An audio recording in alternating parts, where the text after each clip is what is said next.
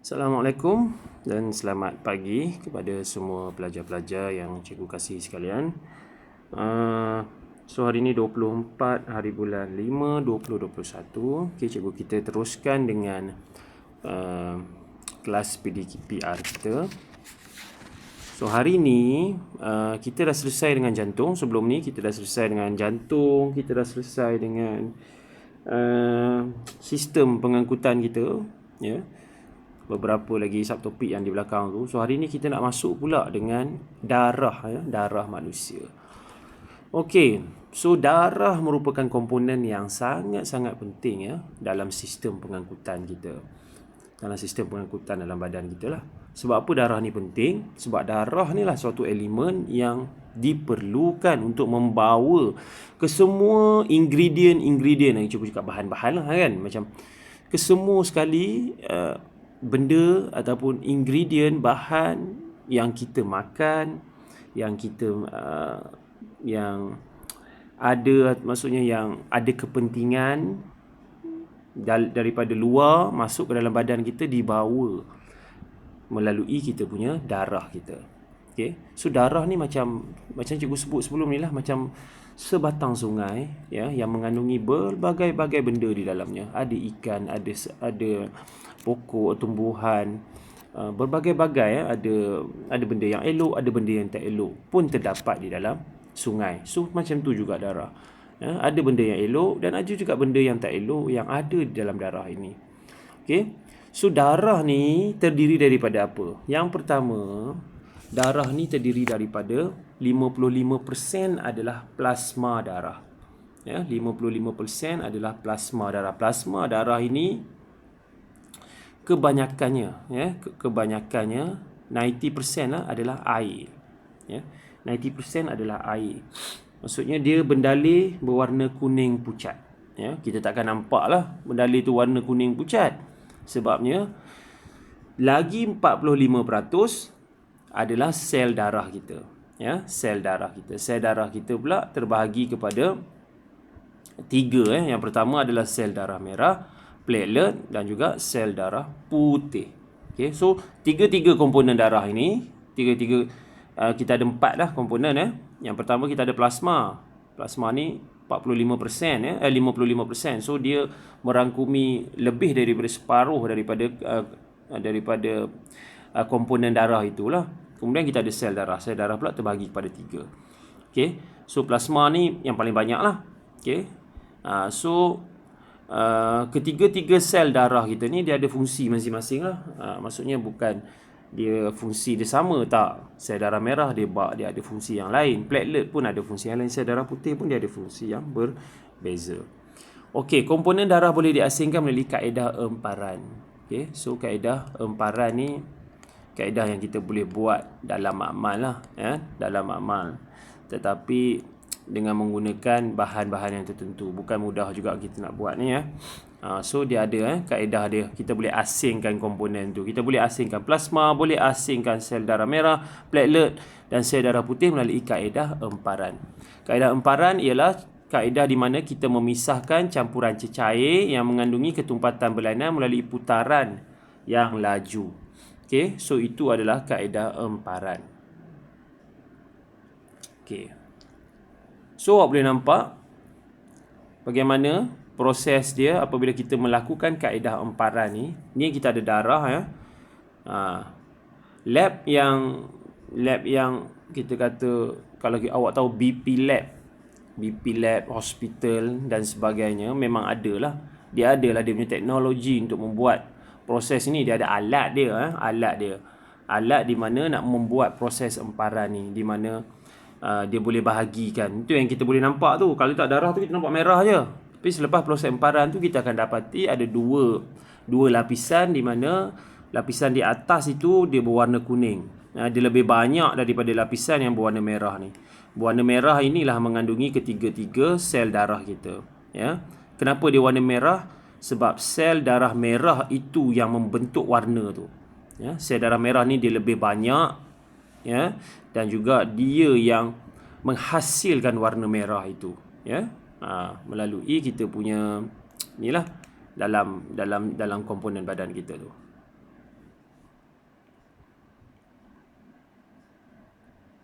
Okey, kita pergi pula kepada fungsi dia. Okey, fungsi kita dah tahu ya. Cikgu dah terangkan sedikit lah hari tu berkaitan dengan fungsi sel darah merah. Sel darah merah ini juga kita panggil sebagai hemoglobin ya, hemoglobin. Apa fungsi dia? Dia mengangkut oksigen dalam bentuk hemoglobin ke sel-sel badan. Jadi sel darah merah fungsi dia sangat penting. Ya, kalau sel darah merah dalam badan kita kurang, jadi kita mengalami kesusahan ataupun kita ni cepat letih, kita akan jadi kurang bermaya ya, sebabnya sel darah merah dalam badan kita ni kurang. Ya, sebila kurang, so kuranglah oksigen yang dihantar ke seluruh anggota badan kita. Sebab itulah fungsi sel darah merah. Kalau sel darah merah orang, setiap individu itu dia banyak ya. So dia tidak mengalami simptom-simptom yang cikgu sebut tadilah. So sebab tu orang cakap, kenapa awak pucat ni? Awak ni kurang darah ni kan? So kurang darah tu bermaksud dia kurang sel darah merah. Maksudnya oksigen tu nak dihantar ke seluruh anggota badan tu, jadi dia punya efisiensi dia, maksudnya dia punya kebolehcekapan dia tu dah jadi kurang lah. Okey, bentuk dia dui cekung. Gambar dia di bawah ni lah, ini ya. Yang cikgu bulat warna merah ni memang warna merah kan. So itulah bentuk dia. Dia dui cekung macam donat, tapi dia tak ada lubang di tengah dia. Donat ada lubang. Ini dia tengah-tengah dia tu dia macam nipis je. Dia warna bulat dan dia nipis di tengah. Tidak mempunyai nukleus, okey, dia tak ada nukleus. Mempunyai nisbah luas permukaan kepada isi padu yang lebih besar. Nisbah jumlah luas permukaan kepada isi padu yang besar. Yang ni pun cikgu tak berapa pasti apa maksud yang di sini ya. Tapi yang pasti yang awak perlu tahu dia, yang penting dia adalah dia mengangkut oksigen, fungsi dia, dan yang ciri dia yang utama adalah dia berbentuk dui cekung dan dia tidak mempunyai nukleus. Okey. So sel darah putih pula. Sel darah putih, nama pun sel darah putih, dia mestilah warna putih. So dia beza dengan sel darah merah, dia ada nukleus. Ya, dia bentuk dia macam sel haiwan biasa saja. Macam ni dia ada nukleus di tengah-tengah. Okey, itu adalah sel darah putih. Apa fungsi sel darah putih? Melindungi badan daripada penyakit dan melawan jangkitan. So itulah dia sel darah putih. Dia macam protection untuk badan kita. Okey, dia lawan apa juga jenis penyakit yang masuk dalam badan kita. Okey, so dia lawan. Okey.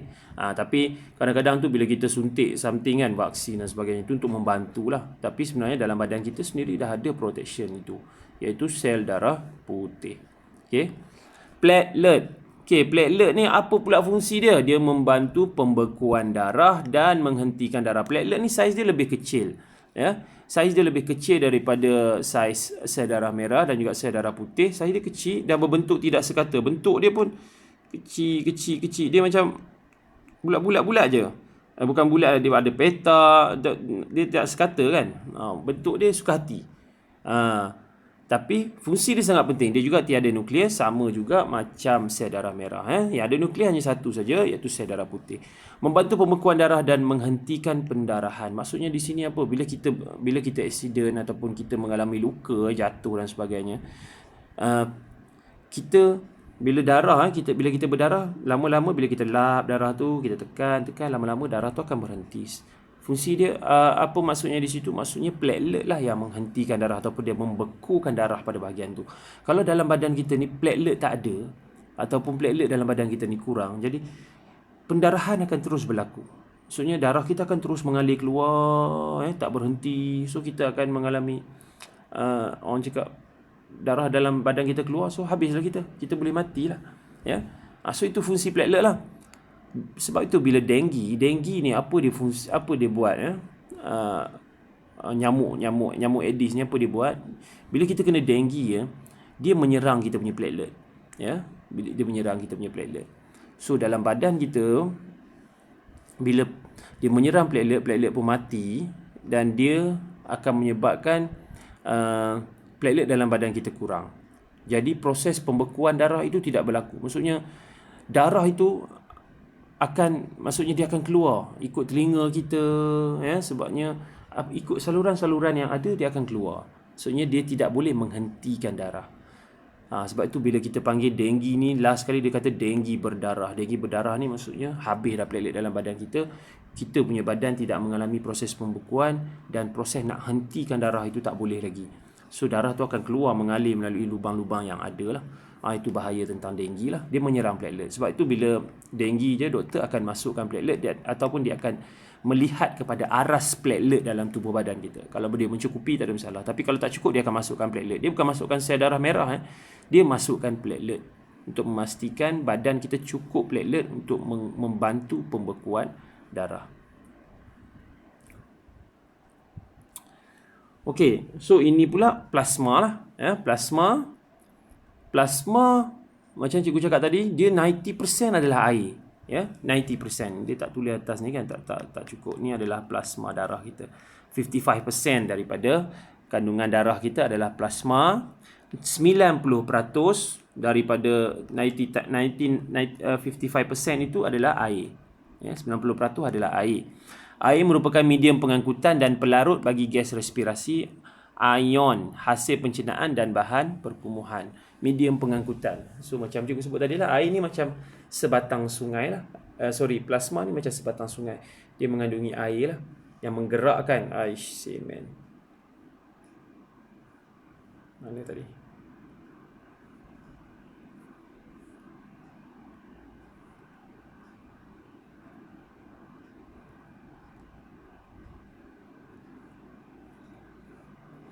Okay, yang menggerakkan kita punya darah itu ataupun dia contain the nutrient lah.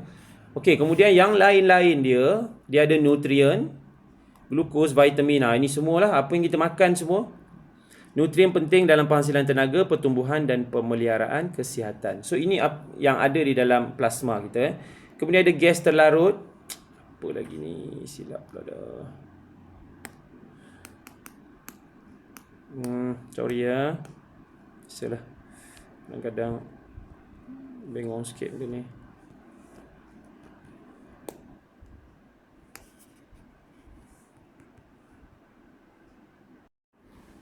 Okey.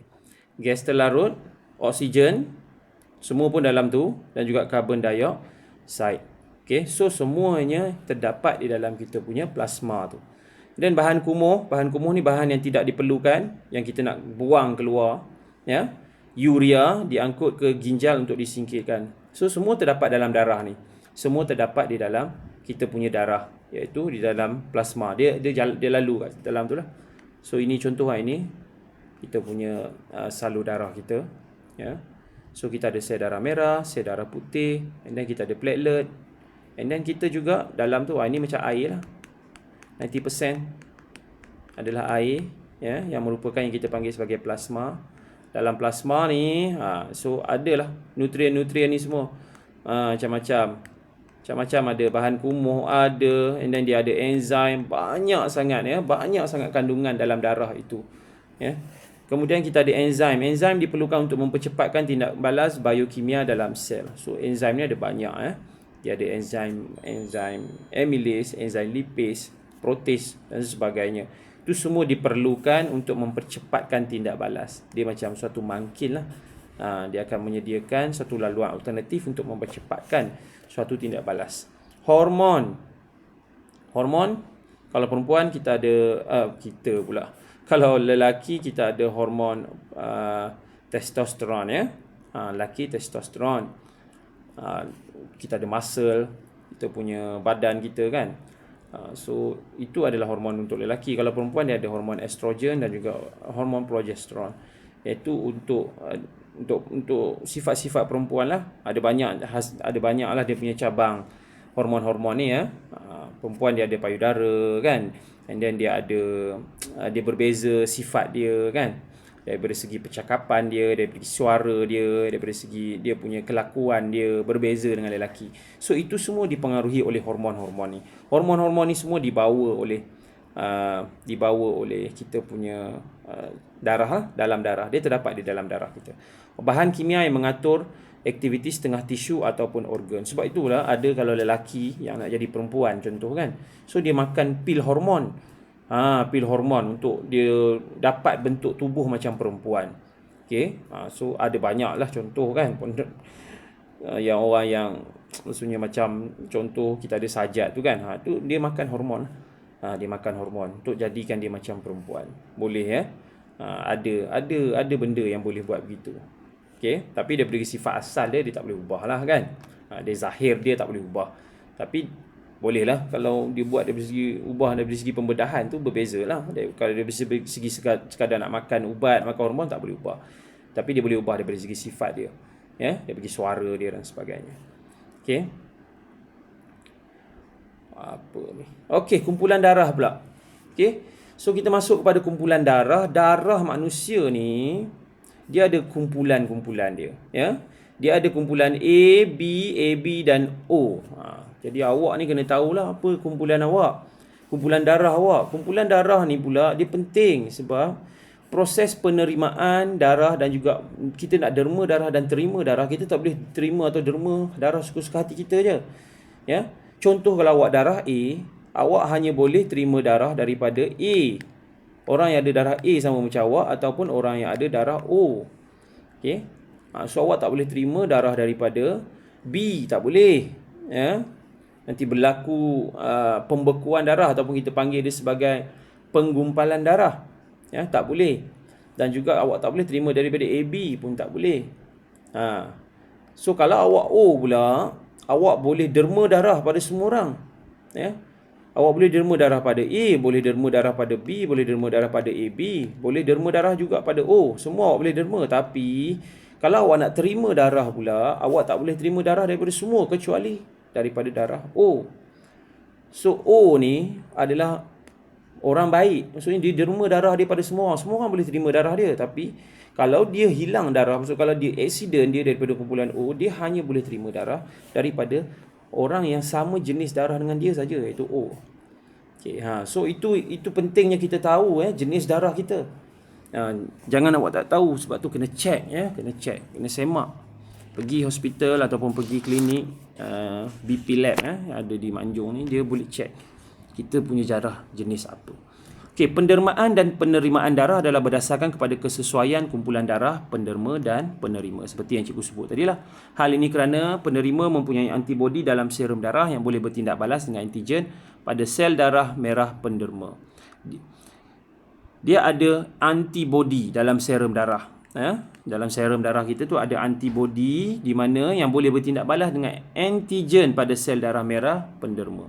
So kalaulah darah itu berbeza daripada sisi sifat dia, ya. Jadi antigen ni tadi dia akan bertindak balas. Dia akan berlaku suatu benda yang kita panggil sebagai penggumpalan darah, ya. Okey, ini contoh yang cikgu sebut tadi.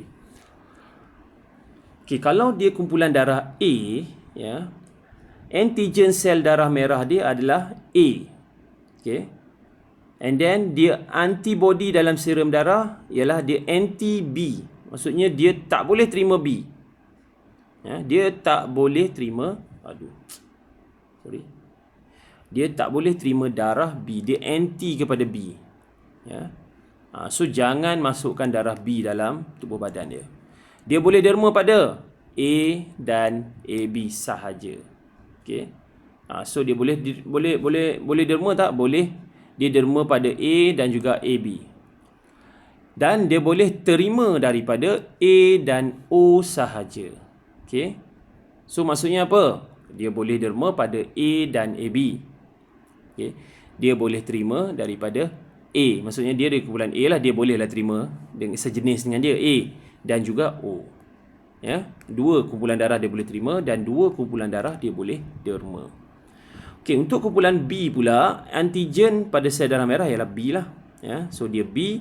So dia anti-A. Tak boleh terima darah A. Jangan masukkan darah A pada dia. Okey, kalau tidak berlaku apa cikgu sebut tadi, penggumpalan darah. So dia boleh derma pada B dan AB. Dia boleh derma pada darah sejenis dengan dia dan juga darah AB. AB pun boleh terima darah B. Dan boleh derma, untuk dia derma pula dia boleh terima daripada B dan juga O. Okey. So dia boleh terima daripada B, kumpulan sejenis dengan dia, dan juga boleh terima juga daripada O. AB ni adalah penerima universal. Maksudnya dia boleh terima daripada semua jenis darah. Ya. Sebabnya pada antigen dia, pada sel darah merah, dia ada A dan juga dia ada B. So dia ada dua-dua. Antibody dalam serum darah tiada. Maksudnya dia tiada anti. Dia tiada antibody. Maksudnya anti B ke anti A dia tak ada. So dia boleh terima darah daripada semua. Tapi dia derma hanya pada kumpulan dia saja. Dia kedekut. AB dia boleh derma pada AB. Ya. Dia boleh derma pada AB. Dia tak boleh derma pada siapa-siapa yang lain.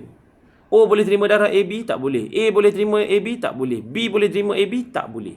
So maksudnya AB ni dia hanya terima, dia kedekut lah. Maksudnya dia hanya bagi darah dia pada orang yang sama jenis dengan dia. Tapi dia boleh terima daripada semua. Maksudnya di sini dia penerima universal. Dia boleh terima daripada A, boleh terima daripada B, boleh terima daripada AB dan boleh terima daripada O. So itu adalah kumpulan darah AB, penerima universal. O pula yang terakhir, O adalah penderma universal. O boleh derma darah pada semua orang. Ya, sebab apa? Antigen pada sel darah merah dia tiada. Dia tiada antigen. Tapi dia anti ada. Antigen ni maksudnya dia boleh terima daripada siapa ni? Antigen ni. Kalau dia ada antigen A ataupun antigen B, dia boleh terima lah. Tapi dia tiada langsung. Ya. Antibody dalam serum darah, dua-dua dia ada. Dia ada anti-A, dia ada anti-B. Maksudnya dua-dua ni A dan juga B tak boleh masuk dalam tubuh badan orang yang ada darah jenis O. Okay? Dia boleh derma pada semua. Sebab tu kita kata dia penderma universal. Sangat bagus, sangat baik. Orang yang ada darah O ni dia bagus. Dia ni suka derma. Tapi kesiannya dia hanya boleh terima untuk orang yang hanya ada darah O sahaja. So susahlah kalau dia berlaku kemalangan ataupun berlaku pendarahan yang banyak, so dia hanya boleh terima darah jenis O sahaja. Tapi don't worry too much, because orang yang ada darah O ni banyak orang yang ada darah O ni. Maksudnya kebanyakan orang dia banyak darah O so tak susah sangatlah untuk dia terima darah daripada kumpulan orang yang ada darah O. Okey, pemindahan darah.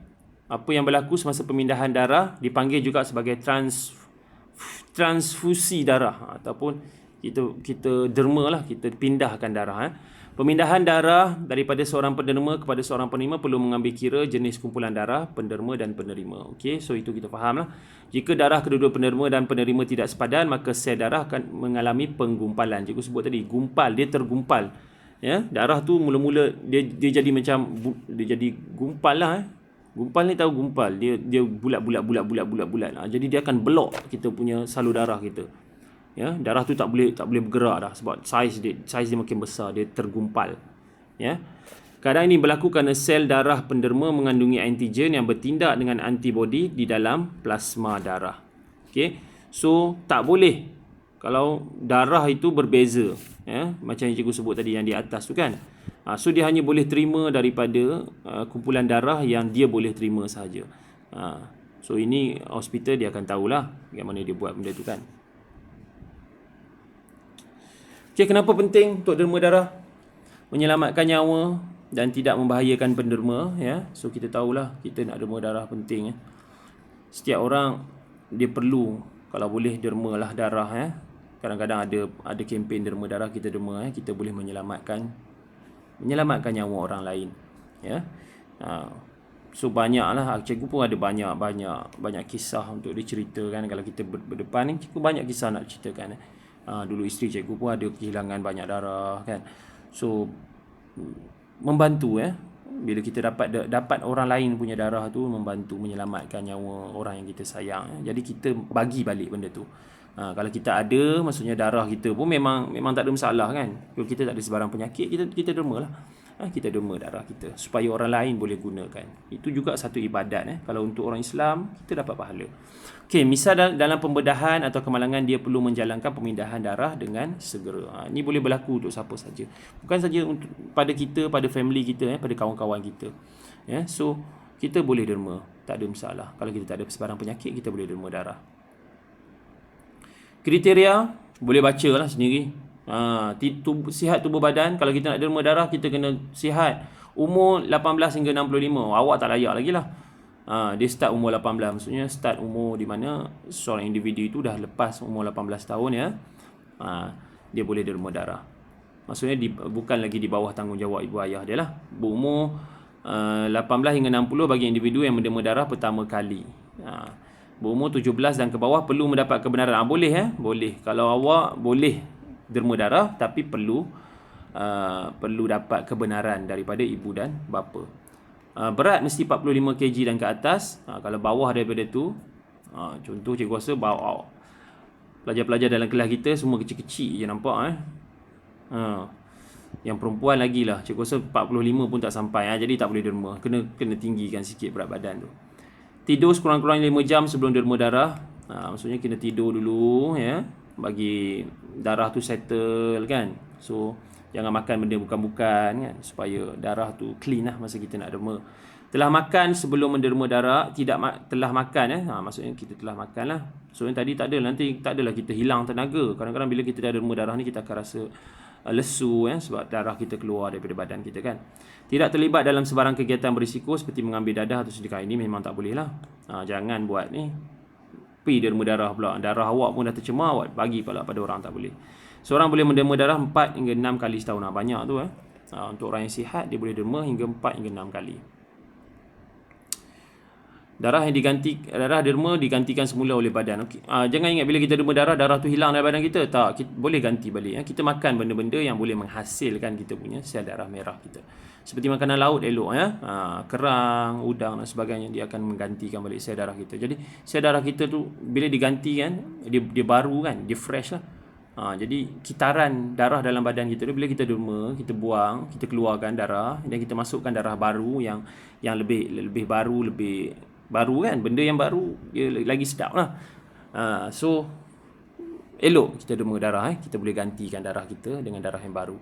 Plasma digantikan semula dalam tempoh 24 jam bila kita minum air. So kita dapatlah balik plasma kita. Sel darah merah memerlukan tempoh hingga 4 hingga 8 minggu untuk digantikan dengan seseorang boleh menderma semula. Okay. So sel darah merah kena ambil masa sikit lah. Sebab dia dapat hasil daripada kita punya pemakanan kita. Individu yang telah menderma dinasihatkan minum air yang banyak dalam tempoh 24 jam serta elakkan daripada melakukan aktiviti cergas selama 5 jam selepas menderma darah. So minum air banyak dan elakkan daripada buat aktiviti-aktiviti selepas awak derma darah tu. Okey, yang terakhir, bagaimana kita nak menyimpan darah kita? Darah disimpan, kaedah penyimpanan dan penstoran darah. Darah ni kita tak boleh biar kan. Bila kita dah derma, maksudnya kalau doktor dah ambil darah kita, dia tak boleh biarkan kat tepi-tepi tu je kan. Nanti darah kita akan tercemar. Dia kena masukkan dalam peti ais yang mengandungi suhu yang rendah supaya tidak ada bakteria ataupun kuman yang boleh menjangkiti darah itu kan. Darah individu melalui ujian saringan supaya tidak mengandungi virus seperti hepatitis B dan C, HIV dan penyakit kelamin. So darah kita akan diuji dulu. Sebelum kita nak derma pada orang tu, kita kena uji dulu darah kita. Supaya tidak ada virus-virus yang boleh mengancam nyawa orang yang menerima darah kita kan. So perlu diuji. Darah penderma disimpan dalam beg plastik yang mengandungi natrium nitrat. Natrium nitrat menghalang darah daripada membeku. So ada natrium nitrat dalam tu. So apa fungsi dia? Dia menghalang darah daripada membeku. Jangan bagi darah tu beku lah. Maksudnya darah tu sentiasa dalam keadaan cecair lah. Okay, darah kemudian disimpan dalam bank darah. Okay, bank darah ni bukan macam bank duit tu kan. Bank tu dia peti ais lah, macam suatu peti lah dia simpan darah. Darah diasing mengikut sel darah merah. Dia pecahkan darah ni dia bukan simpan tu sel darah merah, platelet, plasma tu dalam satu bekas, tak. Dia diasingkan. Sel darah merah, platelet dan juga plasma. Darah disimpan mengikut jenis darah pula. Darah A, B, O dan tarikh luput dia. Okay, so darah tu pun ada tarikh luput lah. Tak boleh guna untuk selama-lamanya, tak boleh kan. Bila dah lama sangat pun dia tak boleh guna juga. Okay. Alright, so okay, tu sahaja kita punya topik berkaitan dengan darah. So hari ni tadi awak dah pergi kepada apa kita buat ringkasan sikit rumusan dia. Yang pertama, awak dah tahu tentang kita punya komponen darah kita kan. Yang penting komponen darah. Komponen darah terdiri daripada plasma dan juga sel darah, ya. Sel darah. Plasma dia ada apa dalam plasma? Plasma ni 55%. Okey, sel darah 45%. Dalam plasma ada apa? Ada air. Air ni merangkumi hampir 90%. Air ada nutrien, ada bahan kumuh, kan? Ada enzim. Lepas tu kita ada hormon. Ada lagi beberapa lagi kan tadi kan? Ada banyak. Okey, sel darah merah pula terbahagi pada 3 kan? Tiga kita ada sel darah merah, sel darah putih, sel dan juga platelet. Sel darah merah ada fungsi dia mengangkut oksigen.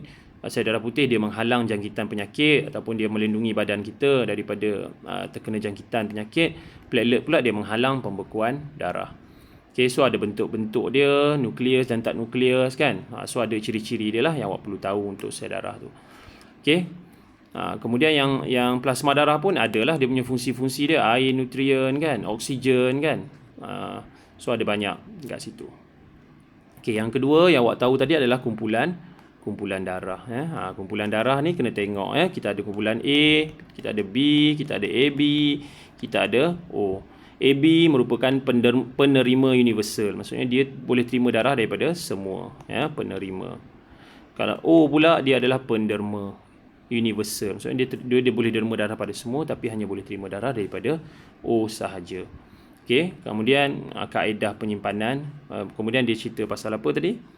Dia cerita pasal darah lah, derma dan terima darah kan, bagaimana proses dia, apa yang kita perlu buat dan sebagainya. Okay, so itu yang awak belajar hari ini dan cikgu harap awak dapat, ya. Jadi tugasan awak, ya, cikgu bagi kat sini terus, ya. Tugasan awak adalah awak perlu buat modul awak, ya. Modul awak cikgu tak sentuh hari tu. Okay, modul awak sikit je modul tu. Ada muka surat berapa kat sini, ya? Muka surat 17, iaitu pengangkutan sistem peredaran darah. Di situ ada jantung, PBD awak, awak buat PBD tu tangkap gambar dan hantar pada cikgu supaya cikgu boleh catatkan awak siap ke tak. 17, 18, 19 sampai muka surat 19 je lah, sikit je. 17, 18, 19 sahaja. Okey, awak buat, tangkap gambar dan berikan pada cikgu. Okey, latihan buku teks cikgu akan bagi kemudian lah. Yang penting awak buatkan yang itu dulu. Okey, so terima kasih. Itu saja untuk kelas kita kali ini. Terima kasih. Assalamualaikum. Kita jumpa lagi untuk kelas akan datang, ya. Assalamualaikum dan selamat sejahtera.